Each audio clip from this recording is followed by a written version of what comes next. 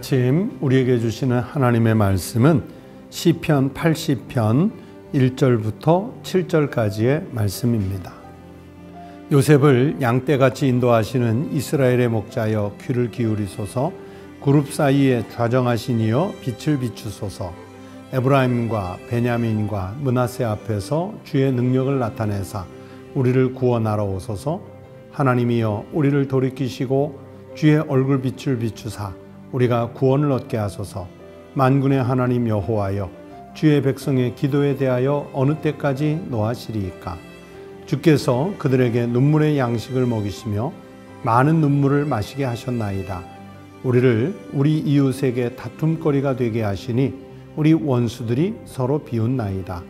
만군의 하나님이여 우리를 회복하여 주시고 주의 얼굴에 광채를 비추사 우리가 구원을 얻게 하소서. 오늘 우리에게 주신 하나님의 말씀입니다. 성도 여러분, 벌써 이번 주간도 한 중간에 들어선 수요일 아침입니다. 대림절 벌써 11일째 맞이하고 있습니다. 하나님 은혜 중에 살아가시고 이 시대 속에 또 우리의 삶의 현장 속에 주님께서 직접 강림하셔서 친히 통치해 주시도록 어느 때보다도 더 간절히 기다리는 절기로 삼아 주시기를 바랍니다. 오늘 시편 80편 말씀 중에 앞부분을 읽었습니다. 이 시편의 저자는 아삽이라는 분의 시예요. 그래서 아삽의 시라고 이렇게 돼 있는데, 그런데 오늘 이 본문 시편 80편의 시인은요, 이스라엘이 아주 매우 고통스러운 포로 생활을 하게 될 것에 대해 말씀하시고, 이 고통스러운 포로 생활 이후에 하나님의 구원과 회복에 대해서 희망을 말씀하고 있습니다. 이번 주간에 에스겔서, 또 어제 보셨던 예레미야, 그리고 오늘 시편 이 80편 말씀에 그 이르기까지 흐름 속에서 여러분에게 계속 제가 드리는 한 단어가 아마 떠오르셔야 할 것입니다. 회복이라는 단어입니다. 7절에 만군의 하나님이여 우리를 회복하여 주시고 주의 얼굴에 광채를 비추사 우리에게 구원을 주소서. 이렇게 말씀하시고 있지 않습니까? 이렇게 시인은 하나님을 향해 만군의 하나님이라고 고백을 했어요. 4절에 보시면 만군의 하나님 여호와여 주의 백성의 기도에 대하여 어느 때까지 노하시리이까. 만군의 하나님, 여기서 만군은 군사 만명을 지휘하시는 지휘관이 아니라 더 크게 나아가서는 온 천하 만민, 온 우주 만물, 모든 것을 상징하는 단어겠죠. 그래서 그 만군의 하나님을 이 시인이 고백을 합니다. 그래서 하나님은 아마 이 시 속에서는 짧게는 좁은 협의의 개념으로는 이스라엘의 하나님이시겠지만, 그러나 더 나아가서 보면 온 우주를 통치하시는 여호와 하나님, 전능하신 하나님이시다. 이렇게 말씀드릴 수 있습니다. 물론 현재 이 본문 속에서 현재는 이스라엘 상황으로 보건대 이스라엘만의 하나님처럼 느껴질 수 있어요. 그래서 그 하나님께서 자신의 백성을 외면하고 마치 버리신 것처럼 볼 수 있습니다. 그래서 이스라엘이 위기에 빠졌고 버림받았다고 여겨질 수가 있어요. 그래서 4절에 만군의 하나님 여호와여 주의 백성의 기도에 대하여 어느 때까지 노하시리까. 아직 하나님께서 노기를 풀지 않았다는 시인의 이 표현이 들어가 있겠죠. 그래서 하나님께 하나님 우리를 향해서 화내시고 분노하시는 것이 어느 때까지입니까? 이런 질문을 시인은 하고 있는 거예요. 시인의 이 고백 속에 등장하는 것처럼 때로는요, 이스라엘 역사 속에서 하나님은 자신의 백성에 대해서 좀 방관하시는 것 같고, 또 아무런 간섭도 하지 않으시는 것처럼 그렇게 비춰질 수 있고 느껴질 수 있어요. 사실은 이슬람교를 비롯해 다양한 종교들 속에 보면요, 이신론이라는 혹은 데이즘이라는 그 신학이 있거든요. 하나님은 창조해서 운행하게는 해 놓았지만, 그러나 창조 이후에는 방치하는 창조주, 버려두는 방관자 같은 창조주, 그 신을 이야기하는데, 그러나 여러분, 우리 여호와 하나님은 우리를 창조해서 우리를 던져놓고 너희들이 알아서 살아라, 그렇게 버리고 방관하시는 그 하나님은 아니신 것이죠. 하나님은요, 우리를 늘 가까이 계시며 우리 안에 내주하시며 우리의 삶을 간섭하시며 우리를 가장 옳고 적절한 것으로 통치하여 인도하시는 여호와 하나님이시라는 것이 바로 우리들의 신앙 고백이지 않습니까? 하지만 성경의 그 인물들이 볼 때 이스라엘은 지금 하나님께서 그 이스라엘 백성들이 타락한 것으로 인해서 분노하시고, 그러면서 하나님께서 이스라엘 백성들을 놓아두셨기 때문에 마치 하나님은 자신의 얼굴을 감추시고 이스라엘 백성들을 방관하고 있는 것 같은 그런 인상을 보일 수도 있어요. 그러나 이스라엘 백성들의 입장에서 볼 때 하나님께서 자기들에게 드러나지 않고 얼굴을 숨기셨다는 것은 매우 두려운 일이죠. 그래서 시인은 하나님을 향해서 어느 때까지 우리에게 노하시리까, 이렇게 묻고 있는 거예요. 하지만 시인은 하나님이 영구히 노할 것이라는 것을, 노하시지 않을 것이라는 것을 알고 있고 믿고 있기 때문에 하나님을 향하여 기도하면서 회복을 간구하지요. 주님의 얼굴의 광채를 우리에게 비춰주시고 주님의 구원이 우리에게 속히 임할 수 있게 해달라고 기도하는 거예요. 앞에서 다시 읽었지만 또 7절 말씀을 그래서 제가 다시 한번 읽습니다. 만군의 하나님이여 우리를 회복하여 주시고 주의 얼굴에 광채를 비추사 우리가 구원을 얻게 하소서.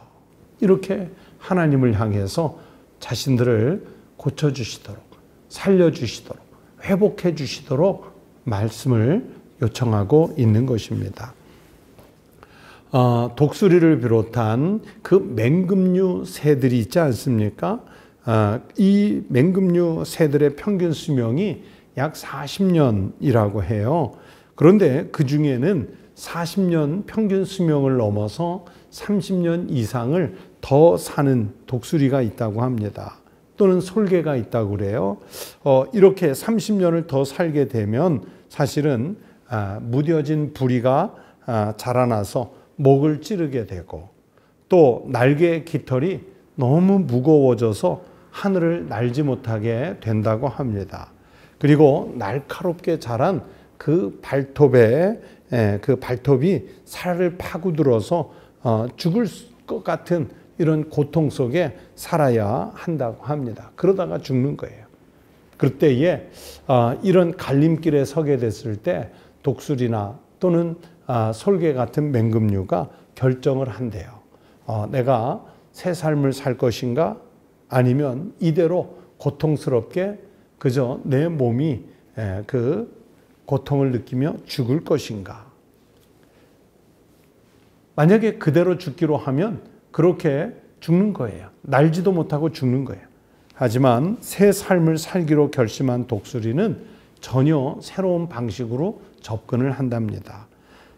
자기의 부리를 깨트려요. 암벽에 거세게 부딪혀서 자기 부리를 부딪혀 깨트리고 새로운 부리가 날 때까지 아무것도 먹지 못하고 참는 과정을 견디게 되지요. 그리고 발톱을 스스로 뽑습니다. 날개 깃털을 뽑아내고 새로운 깃털이 솟아날 때까지 고통을 감수하며 참고 기다리는 거예요. 그리고 난 뒤에 독수리는 드디어 새로운 부리, 새로운 발톱, 새로운 날개를 가지고 다시 더 살아갈 수 있는 그런 그 맹금류로 다시 나게 되는 거예요.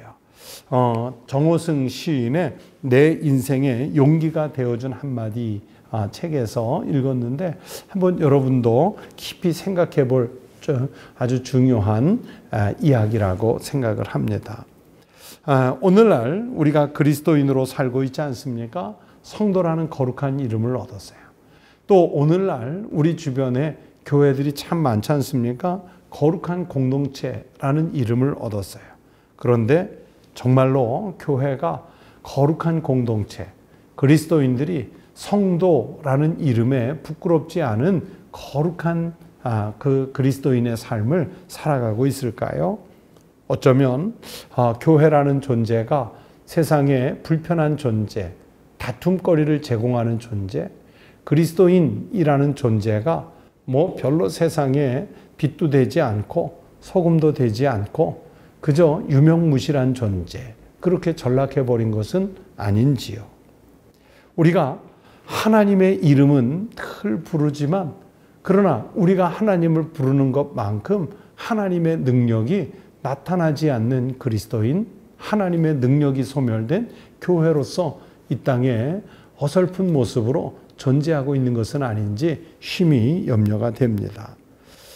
오늘 우리 속에 이런 오늘 시편 80편의 시인인 아삽의 이 말씀을 떠올려야 돼요. 어느 때까지 노하시리이까? 하나님을 향해서 이렇게 기도하고 간구할 수 있는 그리스도인, 간구할 수 있는 교회가 되어야 하겠지요. 그러면서 이 어느 때까지 노하시리이까? 이렇게 하나님을 향해 외칠 수 있다는 것은 하나님께서 우리를 구원하시고 하나님께서 메시아를 보내셔서 우리를 회복해 주시기를 기다리는 것이지요. 지금 우리는 새로운 삶을 위해 우리의 것을 깨트려야 하고요.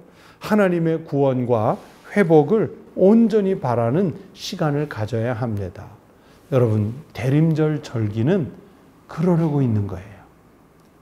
예수 그리스도가 우리에게 오셔서 십자가를 지신 이유가 바로 거기에 있는 거예요. 예수님의 십자가, 예수님의 보혈, 예수님의 살이 찢어짐을 통해 우리가 대신 부리가 뽑히고 우리의 발톱이 뽑히고 우리의 무거워진 죄의 날개들이 꺾여져 나가고 그래서 우리가 구원을 회복하고 하나님의 능력의 이름을 회복하는 그 삶을 기대하면서 지금 우리는 대림절의 절기를 지내고 있는 것입니다. 여러분, 오늘 우리가 살고 있는 이 시대, 우리의 상황이 매우 혼란스럽지 않습니까? 이럴 때 우리가 그리스도인으로서 주여, 어느 때까지 우리에게 계속 노하시겠습니까? 우리에게 귀를 기울여 주십시오. 그리고 우리에게 구원을 베푸시고 우리를 회복시켜 주십시오. 이 대림의 절기에 주님을 향해서 더 간절히 간구하고 기도하며 매달리는 성도들이 되시기를 바랍니다. 그렇게 하나님을 향해 매달리는 성도 많아질 때 우리나라, 우리 시대, 우리의 이 역사가 회복되는 은혜가 이루어질 줄로 믿습니다. 그 구원과 회복의 역사 속에 쓰임을 받을 수 있는 우리 교회, 그리고 여러분 성도들이 되시기를 주의 이름으로 축복합니다. 기도하시겠습니다.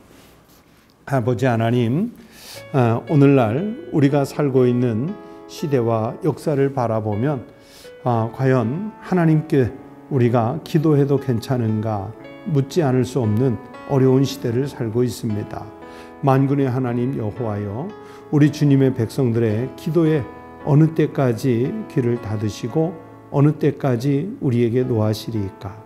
하나님 아버지, 시인이 주님을 향하여 정말 간절히 간구하고 이 땅이 회복되기를 구했던 것처럼 오늘 우리 교회가 회복되고 그리스도인들의 신앙이 회복되고 교회와 그리스도인이 있음으로 인해 시대와 나라와 역사가 회복되는 이 역사가 일어날 수 있게 하여 주시옵소서.